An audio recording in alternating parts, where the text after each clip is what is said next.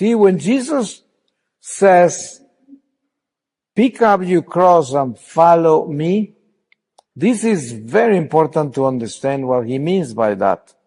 Like I was saying in the first talk today, we need to understand that Jesus is not going to carry our crosses.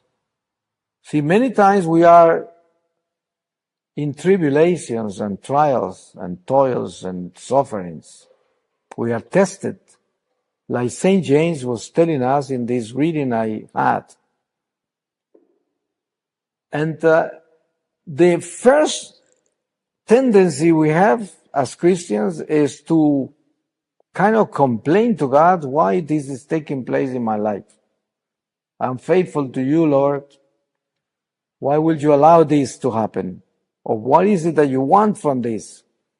But we forget sometimes that life is a school of souls. Obviously, there are times when suffering and trials are a consequence of our mistakes and sins. That is nothing that comes from God. That comes as a consequence of what we do.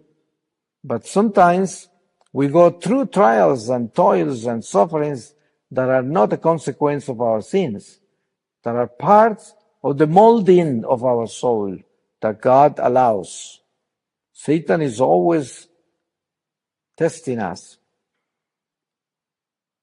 People have to remember, we Catholics, we have to remember the work of the enemy.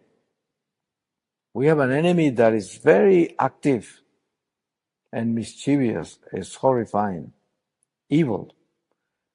And he comes before God and asks him for permission to put us through the grinder a few times during our life.